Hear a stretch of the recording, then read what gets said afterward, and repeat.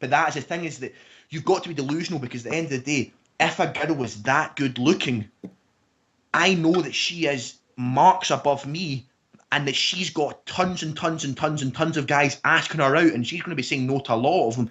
So I've got to be delusional to the point where I can be like, I can do what so many people have failed, and it can be in any aspect of your life. It could be with Exactly, anything. man.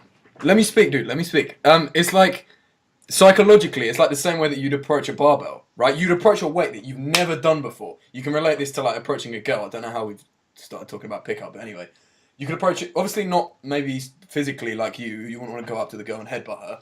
You know, that probably wouldn't be the best of ideas. That could But desperate like, times call for desperate measures, but then you might get a jail charge with that as well. yeah, well, yeah. Let's not approach it in that way. But like the way that you'd approach a weight, you approach it like, fuck it, I'm gonna get it. Because like maybe for like a week or so, you're thinking about this weight and you're like, I can't do it. Oh, there's all these reasons, there's all these excuses. It's the exact same thing with a girl. You're playing these stories through your head, like, you know, maybe if I was wearing a suit, or it's just not the right day. I forgot to eat my banana this morning. Oh no, I didn't take this route on the way to the gym. Or no, fuck all of that, because you don't do that when you approach the barbell. You just go and fucking do it. So it's the same thing with approaching a girl, man. Just go up. Know that you're the boss. Know that you're the man. That's what you need to tell yourself. You are the man. So you can get this inner confidence and then approach the barbell the same way that you'd approach a girl, right? It's just do it, man. Yep. My favourite quote of all time, and I'm probably going to get this tattooed on me at one point. It's my Facebook cover photo. My favourite quote of all time is, may you always do what you're afraid to do. And I took that off Elliot House. And I don't know if that's Elliot House's quote. He might have took it off someone else, but may you always do what you're afraid to do.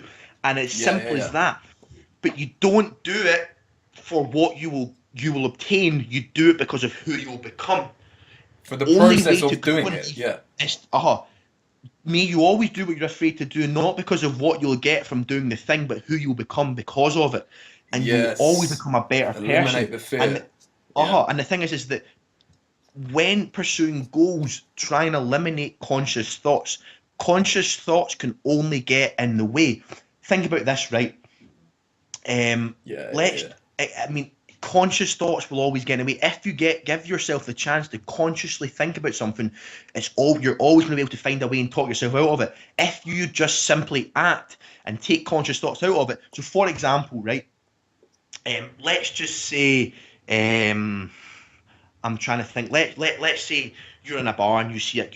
Again, I'm using this example because this is the way most people can relate to it, because it's the easiest way to relate to it, and that's what I'm trying to do. The pickup, man. Yeah, go on. No, but I mean, but by no stretch of imagination am I someone you should take picking up girls' advice from, because I don't go out. I really don't go out.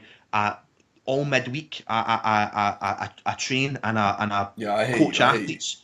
And I don't go out, so I don't pick up women then. And then on Friday and Saturday nights, I work as a bouncer, and I don't pick up women then. Right, so it's not that you should be taking pickup advice off me. You absolutely shouldn't, because you don't. I don't do it, but it's simply I'm using it as an example.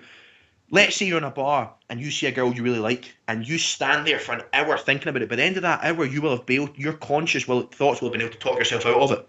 Absolutely. Yeah. But if you see it and like, I want to ask her out, and then you just act straight away, don't even give yourself the chance to consciously think, that's when shit starts happening. And that's the same thing with pursuing your goals. It's like, let's just say you're a powerlifter, right? Let's just say it's like let's with nutrition, you at 8 o'clock in the morning, you just wake up and you just start eating food. You don't need to consciously think about it. You'll just start eating food. You'll hit it. Let's just say it's like at 4 o'clock today. I'm training. That is just it. I'm going to be training at 4 o'clock.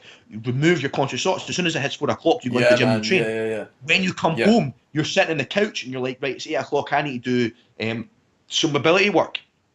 You don't think about it. Just do it, because you give yourself the chance to think about it. You'll be able to talk yourself out of it. Just do it, and that is the key to all aspects in life. When you're being successful, try and stop thinking about stuff and just simply doing it. I'm not saying that get some momentum and just keep going. Just do it. And the way I see it, when people don't trust their bodies, and that people are so up here, they don't trust their bodies enough to perform things by instinct and just by just simply doing it. And people are so confined to like the system, mate, that they're scared of what people are going to think and what people are going to say and embarrassment, so they don't want to fail. But failure is the only way you get better at something. I failed that deadlift, the 600-pound deadlift in my comp, and I used that as motivation because I tried it, Yeah. came back, and it was fairly easy. So that's the only way you can approach things, is just don't be a pussy, basically. As as Eric Thomas said, failing does not make you a failure. You are not a failure until you quit. It doesn't matter how many times you fail. You could miss something 1,000 times, but you've not failed 1,000 times. You simply just found 1,000 things that don't work for you in the pursuit of your goal. But until you quit, there is always going to be another chance. If you never quit, there is always going to be another chance. Therefore, there's always another chance. There's no such thing as being a failure. Only time you could ever be a failure in life is if you quit, and it is as simple as that. You could deadlift. You could try a 400 kilo deadlift 20 times. You could miss it horribly every time. But if you do not quit and keep pursuing that, there's always going to be another chance. And if there's always another chance, there's no such thing as failure. There is missing stuff, and there's finding 1,000 ways as to why things don't work. But that doesn't make you a failure. Does that make sense? Yeah, because I think being a failure is completely and utterly a state of mind. That means that you have accepted failure. I think what you need to, how you need to approach it, it could be with women, it could be with jobs, it could be with training. Let's talk about training now, because we're powerlifters. If you go into the gym and you go for a 1 rep max and you fail it, you can see how close you were to getting it, and now you know how much work you have to do. If you just do reps that are much lighter than the weight that you actually want to do, and then just talk about one day I'm going to do this, that day really is never going to come. You just have to man up, stop listening to your head, go and try it. Either you get it or you don't, but that way you're one step closer to getting it. Otherwise, you're never going to find out. Absolutely. I mean, again, reiterating about the whole video, that once you want something, once you truly desire to better yourself in an area, and you get a goal and you get a dream, you need to just start putting steps in place that are going to allow you to do that. Number one, find what you want to do in life. I don't care who you are. There's something that you want to do, and there always will be something you want to pursue that you're not pursuing just now. It could be you want to get better at darts, or powerlifting, could be anything. And once you find that, you need to simply start putting steps in place that are going to allow you to hit that.